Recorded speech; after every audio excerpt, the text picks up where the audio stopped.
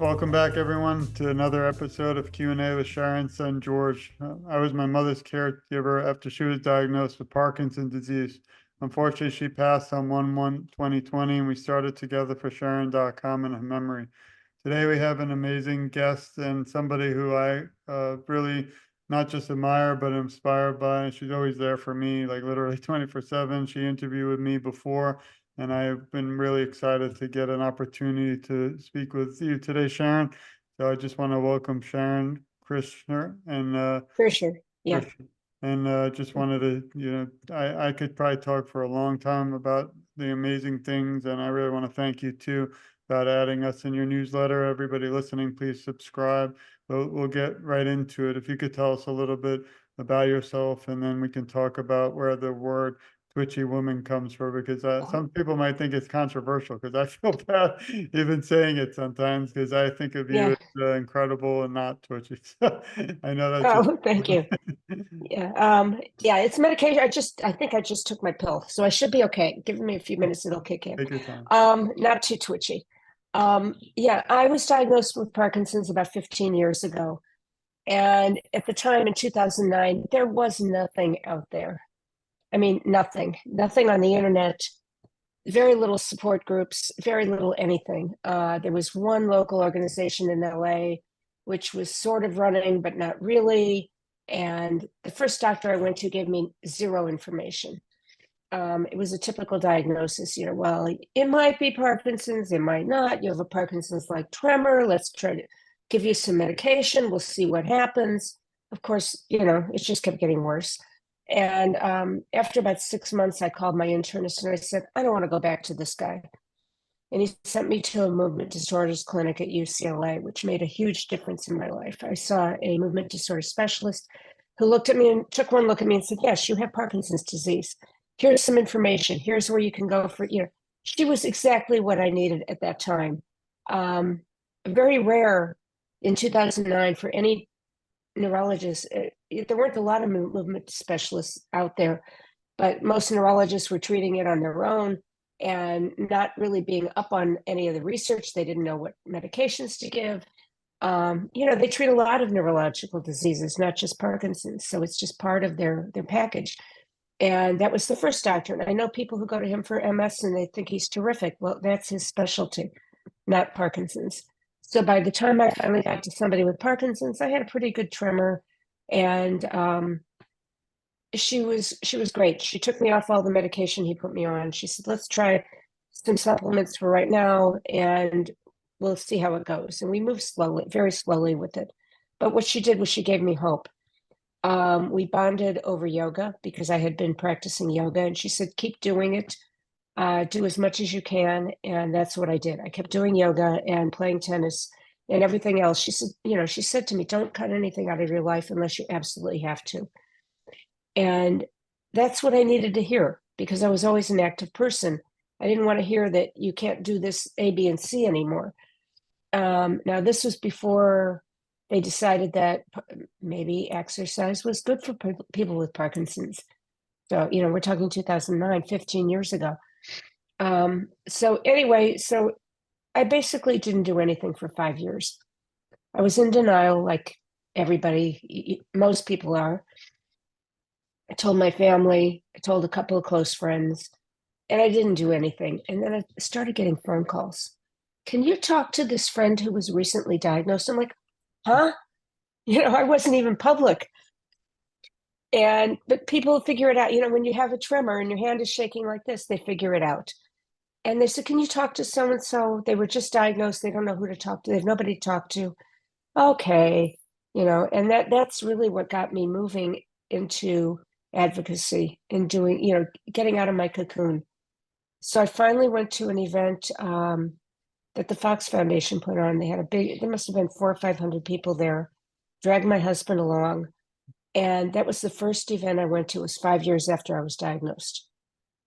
It's a long time, but there was still nothing. In fact, the group that was running in LA that I told you about, they had fallen apart completely by that time. So there was really nothing. But I had heard about boxing. I didn't know where there were boxing classes around, or there was, where anything was. But when I went to this symposium, they had the resource area. And then, of course, they had two different people who were offering boxing, and one of them was in Santa Monica, not too far from my home. I thought I'll give it a try. And that got me moving. That became it was, first of all, it was so much fun. Something I never thought I saw myself doing was boxing. And it was a blast. It was just a lot of fun. The only problem is it was all men and me. Hmm. There weren't a lot of women out there. They would come and go. They'd stay for a few months, they'd leave. I'd be the only woman again, but I was persistent. I just kept going. I didn't care who was in the class. It was fun. It was a great workout. And the phone calls kept coming, and I kept meeting people at Starbucks or some other place for coffee, for an hour. And I thought, you know what, let's just start writing something about this. And that's how my blog started. That's an incredible story, because I think, like Mr. Michael J. Fox, who you attended their event, you're both very inspirational. There are people who, I think my mother too kind of shied away. Maybe she wasn't as aware of Parkinson's or didn't want to burden the family, but the people who do step up like you and do share your journey means the world, because there's someone out there right now, maybe even listening to this, that feels alone. And when they see you and all the work that you do, it really helps more than you will even ever know, even though I know it helps. So I want to thank you for all that. Oh, you're welcome. But it was a long time coming. I had been active in organizations, I was president of a local organization. I was on a national board of another. It wasn't that I wasn't advocating for other things. I just couldn't. There was a stigma with having Parkinson's. And the only person I knew who had had Parkinson's was some friend of my father's. I wasn't an old man. I was in my late 50s. And I wasn't a man, and I wasn't that, what did I know about it? Nothing. Absolutely nothing. So it was something I didn't want to advertise. And then when people started noticing, I finally had to give up. But really what happened was when I started the blog, I started a separate Facebook page for people who had Parkinson's, called Twitchy Woman. And one day I posted something on my regular Facebook page that was not supposed to be there, and the world didn't fall down. Life went on, everything was okay. So I thought, oh, okay, I have Parkinson's. I just told everybody on Facebook, and nobody cares. Nobody, there was no stigma. It was like, oh, okay, just keep the information coming. We want to hear more, which was not what I expected. So, it just kept getting bigger and bigger and bigger as time went on. How did you come up with the name? I know you told the story, but what made you decide that name finally after all the, debate? Well, my husband's really big on nicknames, and he swears he came up with it. And I said, no, this one was mine. Eagles song, Witchy Woman, obviously was the inspiration for it. So Witchy Woman became Twitchy Woman. And so it was funny. I went online looking for t-shirts. I don't know how it came about. I was going to this Women in Parkinson's initiative that was put on by the Parkinson's Disease Foundation in 2015. They later merged with the Parkinson's Foundation, but I was looking for a t-shirt, something that said Twitchy Woman. And I look it up and I find a t-shirt and I find out that a twitcher is a bird watcher.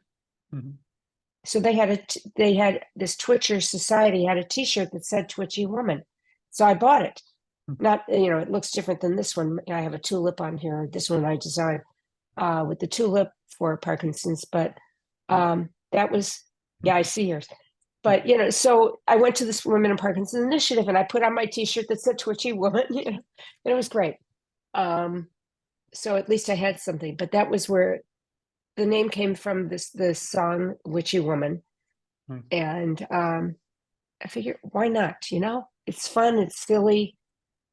It says that's who I am, One thing it's not easy to do is to keep relevant after so many years. I know you said you're doing it 9 years. Did you ever have any writing experience in, before all the Parkinson's world, or in college, or? Not like this. In college, I was in college pre-computers. I'm much older than you. So writing a paper in college meant writing it longhand 6 or 7 times and then typing it and hoping you don't make any mistakes, which is why I didn't go to law school. even though my husband and his friends encouraged me to. Not So too I said, late. I don't like to Never write. too late. Nah, I gave up on that. So I was more into sciences, and I actually got a master's in audiology, and I had to write reports, and it was the worst thing I had to do as part of my day was writing a report. And again, this was before computers, or at the beginning of computers, or word processing. Computers have changed my life. It made the writing process much easier, but I had never done anything like this before. This was a new thing, new to me. And I would have my husband, the lawyer, who was a great writer. He would look over every blog post to make sure the grammar was okay and this and that. And I learned a lot from him. And one area that you brought up, obviously you're a female, but also a strong woman, and bringing more light today in 2024 to women with Parkinson's is something that I also try to help with. Are there any tips for ways we can bring more awareness for women with Parkinson's today? First of all, young women have the hardest time because they go to a doctor and they say, it's all in your head. Well, yeah, it is, but not in the way they think it is. They're indicating that it's stress, it's a mental problem, it's hormones, it's this thing, it's that. No, it's not. If you think you have Parkinson's, make sure you get to a neurologist, and if at all possible, see a movement disorder specialist, which is getting harder and harder because there just aren't that many people who are going into the field, and people are being told they have a 2-year wait to get in to see a movement disorder specialist. You have to be pushy. You have to, if you know someone, use your connections and do it. But because the wrong diagnoses, I mean, I hear horror stories, but young women are told that they have, something, and they're treated completely wrong. In the meantime, this disease is progressing when it could be slowed down a little bit, if they were treated properly, if they were told to exercise and do this thing and that thing. And it's really, really important that women speak up for themselves because they are given the wrong diagnosis more times than not. And it's a real problem out there, and you need to, with Parkinson's, if you don't have the right diagnosis, you don't have the right medication, you're not going to get better at all. There's no cure, nobody's going to get better, but you can slow the progression. And I think one of the reasons I've done so well after 15 years is I've been diligent about exercise. I always exercised before I worked out with the trainer, for years, but I was really diligent about my exercise. It was really important to me that I keep doing yoga and I get on the bike and I do this thing and play tennis and I do this thing and that thing, because the alternative to not moving, alternative moving is not moving, and then you're in trouble. Yeah. And the more and more studies that come out about the benefits of exercise. I mean, if I could get my heart rate up for 30 minutes, it would be fabulous. I can't do it anymore. I'm just, as I get older, it's getting harder and harder to keep up, especially with the Peloton teachers. But at least, they're motivating, and I try to get on the bike a couple times a week. Yeah, it's amazing to see how many actual, not just organizations, but people out there for exercise for Parkinson's. When I was going through, unfortunately, my mother, we didn't know about a lot of this, but now we have Peloton for Parkinson's, we have yoga for Parkinson's, we have box. Yeah, there's everything. It's amazing, but the big thing is awareness.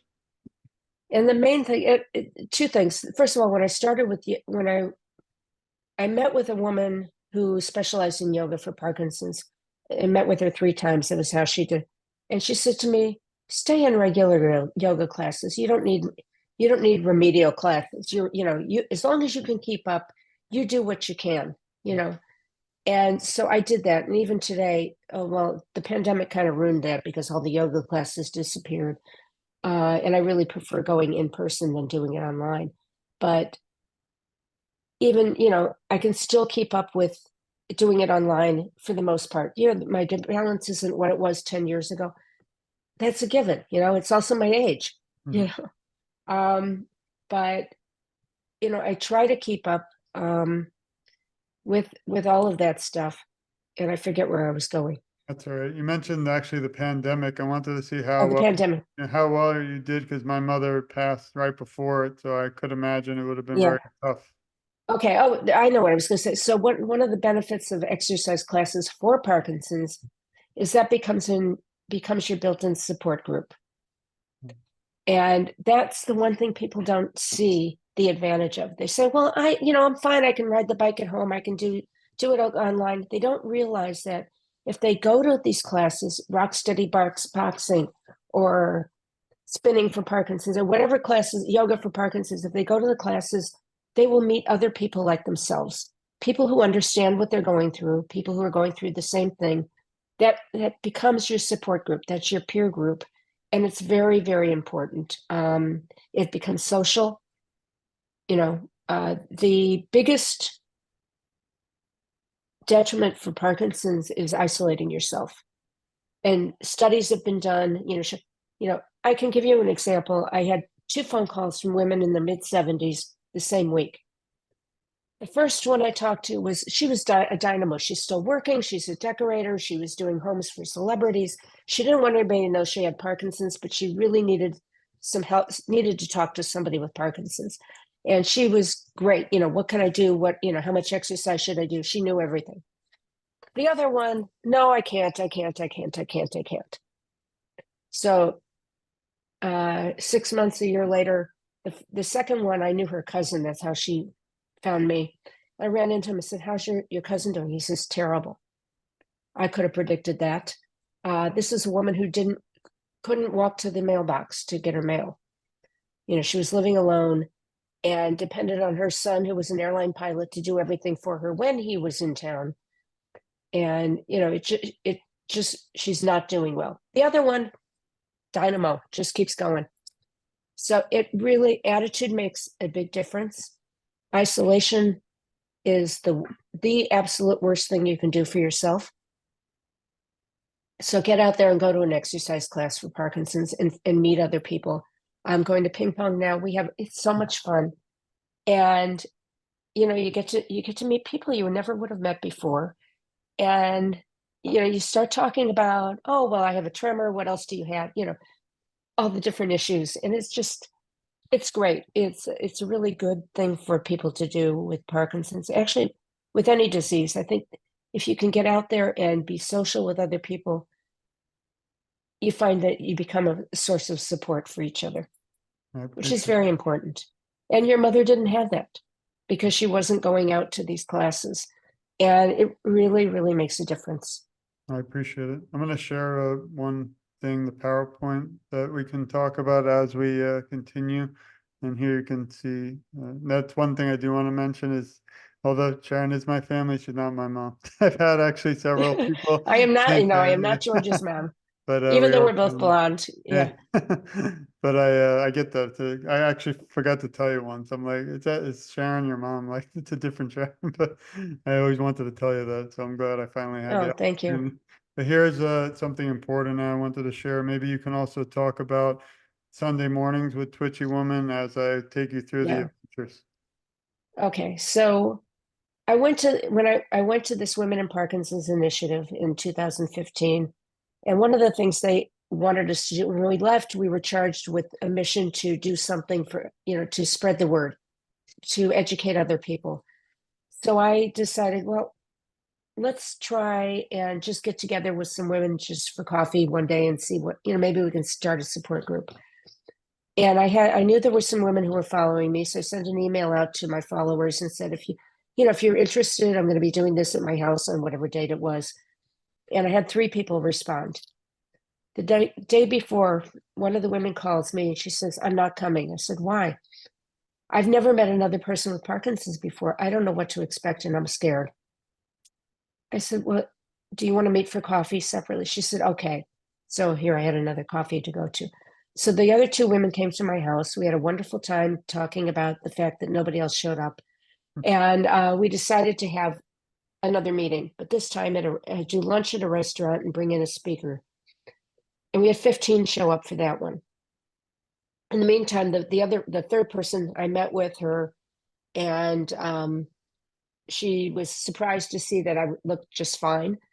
and said, "Oh, okay." And she came to the next meeting and just started coming to everything. She got over her fear. So, oh, you're showing my blog. Anyway, so we started this informal. What happened at this luncheon was they wanted to keep meeting, but they didn't want to be a gripe group, as they said. They wanted to have fun. So we did boxing, we did yoga, we did arts and crafts, you name it, we did it. And we're meeting about once every 4 to 6 weeks. It was very informal. And then the pandemic hit. And got noticed that the meeting we were going to have at a dance studio was canceled because of the pandemic. So I said, let's do this online. I had already been on some Zoom meetings months prior for something else. And I said, let me just, so I contacted somebody I knew and I said, do you want to talk? And, she's a life coach. And so she was our speaker and we had 9 people attend. But what was interesting, I intended this just to be a local thing, to go on for a few weeks until the pandemic ended, in 3 to 4 weeks, right? And, so I was going to try to just keep it to local people, but somebody from New York emailed me and says, well, can I join your meetings? I'm like, well, I guess so. What was I going to say no for? So obviously I was wrong about the length of the pandemic. And we started meeting twice a month on the Sunday, March 22nd, which happened to have been 4 years to the date after I started my blog, or 5 years. That was also on March 22nd. So we had 9 the first meeting, I think 30 the second, and then it just blossomed from there. I think we were really the first group to go online immediately with speakers and Zoom. This was before anybody else got organized because I wasn't an organization. I didn't have anything holding me back. I could just do what I wanted to do. So they wanted it only for women, which was fine. And then we had something, and I hate to say this, but the man got on.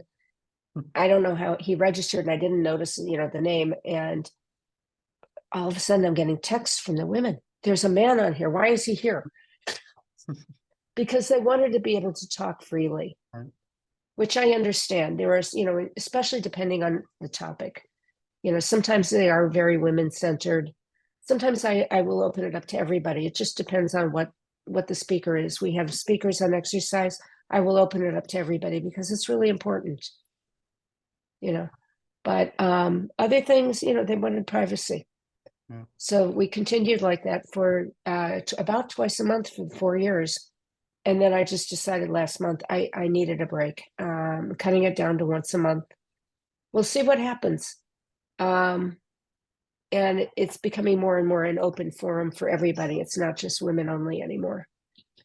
Well, I appreciate what you do. I'm a follower, and I hope everybody listening can also share this, support Sharon. Go to twitchywoman.com and subscribe. You'll get the newsletter, and also, I've been honored to be on it, so I really appreciate that. Every time I see it, I'm like, she's the best. So I appreciate that. But this is the blog here. Also, hopefully someday we'll meet at 2026. I actually know Andy's there. Probably interview most of the people. And the one I'm really excited to meet is, of course, you, but also Parky. Oh. Here's the raccoon. Oh, Parky, yeah. Yeah. And yeah, if you look at the bottom left photo, these are all my LA friends. Oh, nice. Farrell. Naomi is in the middle. She was the brainchild behind the Parkinson's umbrella, the cranes, I'm losing my words, the crane project. And you can see on the top right, all the umbrellas with the cranes. They all had messages of hope from people all over the world in all different languages. Beautiful. So they were all origami cranes that she and her crew made. It was amazing. It was the centerpiece of the convention. So I need to start practicing my origami now, I guess, for 2020. Yeah, I cannot make a crane. I don't know what it is. I can't do it. This was this past summer in Barcelona, and you see, I'm with Andy both times. This time he came down to my level. In the previous slide, he was much taller and wearing the same T-shirt, by the way. But I was actually a speaker at the pre-Congress course, one of the pre-Congress courses. That's me.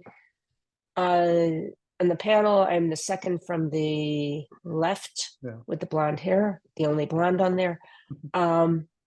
So we were talking about advocacy and Parkinson's. And Sir And Paul McCartney. If you haven't seen it, he does a beautiful, has a great speech to the group. He had a friend who died young from with Parkinson's in his 50s. So anyway, if you get a chance, go to the website, the World Parkinson's Congress website, and click on the Paul McCartney speech. I think you'll enjoy it. Thank you. And that's my husband with me up there in the corner. We're going to get to your husband soon. I have a question. And then this is the more scenes from the World Parkinson Congress, which I didn't even discover until 2 years ago. And it's been incredible because it brings people, around the world together. I think that's the positive thing the pandemic did was open my eyes to see that there's 10 million people around the world, not just 1 million in the US. And I wasn't even aware of that, which is pretty frightening. Well, the interesting thing that happened though was, people were starting to recognize me in Kyoto by the name, Twitchy Woman. We were in the airport in Barcelona. We hadn't even gotten to customs, and somebody came up from behind us and says, "Are you going to the World Parkinson's Congress?" I said, "Yeah." And then he looked at me and says, "Oh, you're Twitchy Woman. You're famous." I said, "No, I'm not famous," but we were getting that from everywhere. And we actually brought a group of women. We had somebody who decided to sponsor some women to go. We had 9 women that we subsidized to go to the Congress who had never been before. And in the picture, a bunch of them are in these pictures. So we had a whole group. I think we had 27 women who decided to come as part of Twitchy Women. And they were all getting it. They were hearing it from everybody. "Oh, you're a Twitchy Woman. You're famous." It was just so funny what was going on. But all these people we had met online, not seen, never met in person. Everybody was together giving hugs, tearful reunions, whatever. And it was like, but we've never met in person before. It was just it was magical actually to see all these people in person who you felt that you already knew because you'd been having so many interactions with them on Zoom. So it was great. It was just a lot of fun. So we had with care partners and family, we had close to 50 people in our group. Amazing. Yeah, I felt. And we hope to have even more in 2 years in Phoenix. And there's no excuse. Everybody in the US should be going. It's wonderful experience. It's the only place you're going to go to where patients are on equal footing with the doctors and the researchers and everybody else. That sounds beautiful. I actually had the opportunity to be at the Unity Walk, and that was kind of like a baby World Parkinson because it's just the U.S. But it was, you meet people that like you said, and they were all celebrities. Like you're a celebrity to me too, so I can't wait to meet them. But I appreciate sharing. That was beautiful. I just have a few more questions now, more about Sharon. So this is where the drum rolls come in if we have them, and now we get right. But I appreciate. All right, yeah. Okay, go I'll let ahead. you have a minute to prepare. So first is what's one moment or most memorable moment that stands out through all of your work for awareness that you'd like to share? So the one moment, might be more than one, but I think just the recognition for my work in Barcelona from all over the place. I think that was just, it was like, it's worth it. This is why I do this. Yeah. Because I was was there where I really saw that I was reaching out to so many more people than I even imagined, in one way or another. I might know this answer because you mentioned him, but who helps you in times of struggle? Obviously, I was a caregiver. What tips could you give those listening who are caregivers? But who is your really person who is always there by your side in times of struggle? Well, my husband is the one who's there for me because he lives here. But he's the one I'm with the most. He understands, and in fact, he's gone to the two of the three World Parkinson's Congresses with me. He missed the first one. I didn't know whether he should come or not. I mean, this is all new to me. And then Kyoto, he really started to understand what was going on. So as a spouse, as a caregiver, as a care partner, if you go to the Congress, you will learn so much about this disease and what it does to us. And I will hear him talking to people about it, and I'm blown away, that we'll be out with friends, and he'll see me and he'll look at me and say, it's time to get her home. She's just melting, he knows when I've had enough. And, he's really the one who takes care of me. But most of the time, I'm pretty independent. And by the way, that's one of the issues with women with Parkinson's is it's very hard to stop being a caregiver for everybody else. Yeah. Because that's what, one of our traditional roles, which is changing a lot. But we're so used to being nurturing and caregiving that when we don't want to accept care coming from others to us, it's hard. It's a role reversal. Thanks. Is there something you would have done differently if you look back 10 years ago? So again, is there anything, if you're looking back the past 10 years, would you have done differently with awareness? Oh shoot, ignore my phone. I didn't hear it. I'm not going to answer. You'll have to cut this out. Okay. Yeah, what would I have done differently? First of all, I wouldn't have waited 5 years to start going to things. I would have looked into things earlier. And by doing that, I would have found a community much earlier. The only person I knew with Parkinson's was somebody at my synagogue who was diagnosed around the same time I was. And he and I became a group of two, right from the beginning. We were diagnosed like 2 months apart. So we were a support group of two. And we just, we'd stand in the back and going, well, you think that person's holding their hand? You think they have Parkinson's? I mean, we were trying, just joking about everybody, but that was the only way we could cope because we didn't know it. Neither of us knew anybody else. So you got to find your community. That's really, really important. And I think that's what I would have done differently was find my community much earlier. Thanks. If you were asked to write a script, if you were asked to write a script to a movie about your life story, what would you call it? Oh my God. Twitchy Woman, no? Twitchy Woman. Actually, I'm considering a book. Somehow I got to get somebody to help me with this to edit. But I've been calling myself the accidental advocate because I just kind of fell into this. I didn't ask to be an advocate. I had no intention of being an advocate. But when you start writing about it, that's what happens. You become an advocate. When people start calling you and asking you to talk to people, you're an advocate. And it just, I had been, done this type of thing in other positions previously as a volunteer, but it wasn't about me. It was about something bigger. This was about me. And I had to learn how to advocate for myself along with advocating for others. How can we bring more people, I know we did it, but together. So more groups, more individuals for awareness. What do you recommend? Like, is there any other, I know reaching out like we did, but how do we get everybody involved? Oh my God, it's so hard. I mean, there, like the two women I told you about, there are some people who are just not going to leave their house. They're not going to do anything. It doesn't matter what you say. This woman didn't even have a computer. We were hoping she was going to get an iPad, at least some ways that she could at least go online and watch some of these lectures, do something to get involved. But,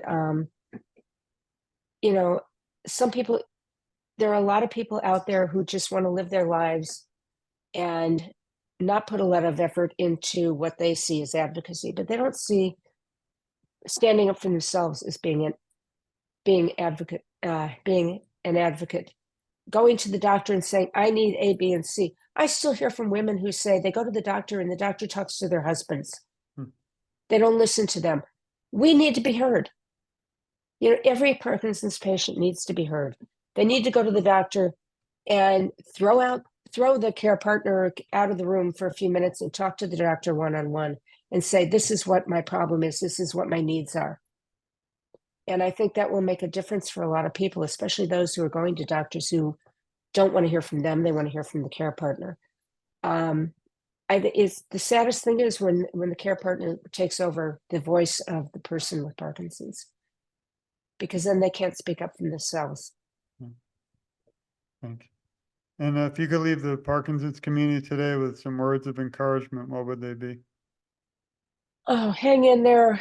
They may not be finding a cure, but they're certainly finding ways to slow it down. And things are getting more and more hopeful. So just hang in there, do your exercise, get out in public, talk to people, and learn new things. Try new things, things you've never done before. Just because, you know what? Everything you try that's new, it helps your brain cells. And just keep doing what you're doing. You can learn a new language. You can take up ping pong. You can take up pickleball. Don't do anything that's dangerous. But Like rock you climbing. know, I saw we have a rock climber for Parkinson's. I don't know if I'll oh be really? And then that wasn't me. But we were down in San Diego, and I wanted to try hang gliding, and my husband looked at me and said, "No, I don't think so." hang I'm like, gliding "Why for not?" He says, "You're Parkinson's. not doing it." Well, they send you out with somebody, who takes you on their back or something. I don't know. It's perfectly safe. You're not running it. He says, "No." I'm like, "Really?" I never would have done this. I never would have even considered asking 10 years ago. So sometimes Parkinson's makes us a little bit crazy, and we do things that we never thought we would do.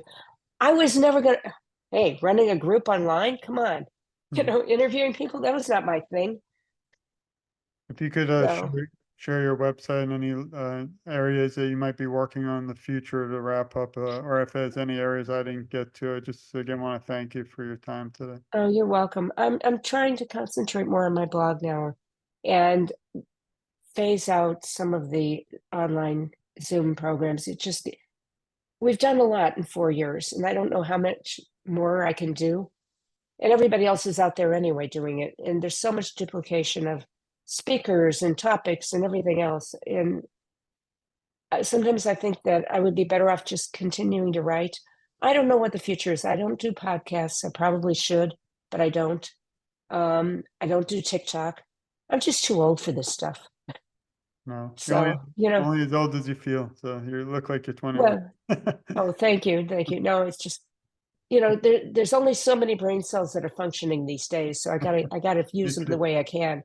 But yeah, learn a new language, learn to play an instrument. Don't do the same exercise day after day after day. You have to vary it. Um, and just eat healthy and stay social and keep going. And plan on seeing us, all of us, in Phoenix in 2 years. I hope I can say the same and see you there and get a picture and a hug. So I'm really looking forward to it. And just want to thank you and your whole family for your time, for all what you do, and everyone listening. Please share this, support Sharon. She's on a journey and a mission that's just really not just inspiring, but really changing the world for the better. So there's someone, like I said, and we started watching this, I hope, or sharing it to someone and seeing you and really might jump in now and start getting aware and involved. Whereas if they Yeah, didn't know you were out there fighting, might not have been. So I really appreciate your time. yeah, yeah. And if you go to my blog and you have a question, don't hesitate to email me. I will get back to you. It may not be that same day. It may be the next day or two. We still travel as much as possible. My husband retired 12 years ago, and we've been traveling as much as we can because we don't know how long we can. Yeah. So it's like, let's do everything we can while we can and spend our children's inheritance and have a good time. So, Oh, I um, appreciate it. I do have but a message for you and everyone listening, but this goes to you and your family. We love you. We support you. We care a lot about you, and you're never alone. I, along with Sharon, will advocate for you, and together our voices are so much stronger. And I always kind of joke and say I'm just getting started because, like it's kind of like every day you meet someone new. Like when I remember when I heard about you, and it's the only journey that breaks my heart is the one that I'm not aware of.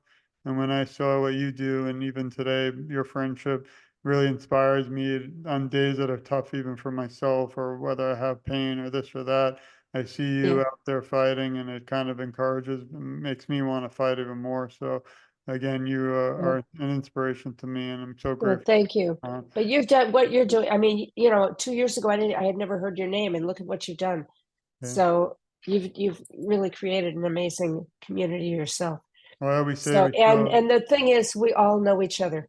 yeah, The people who are active in Parkinson's community internationally, we all know each other, and we can pick up the phone. We can pick up the keyboard and send them a note and know that they'll respond to us. We have a lot of things to talk about and a lot and of issues, and we work together. I always say we still have a lot of work to do, because until there's a cure, I'm not going to stop fighting, and I know you won't either. So again, I really Yeah. appreciate your time and all you do. And this won't end here. I hope to continue conversation in the future, because there's so much more still to share and to do. So thank you again for your time, Oh, and you're welcome. means the You're world. welcome. Thank you. Thanks, Thank you for the everyone. opportunity. Anytime. Thank you, everyone, for listening. Again, please share this, support Sharon and all her journey and what she does, and her, hopefully her future book. I'll be getting it. And this has been another episode of Q&A with Sharon's son, George. Please stay tuned. We have so much more to come, and really a lot of hope, and such incredible, inspiring people like Sharon makes me want to not just sign off and just go back to work, but to keep fighting, because together, again, I think we're just so much stronger, our voices. And thanks again, Sharon. You're welcome. Bye-bye.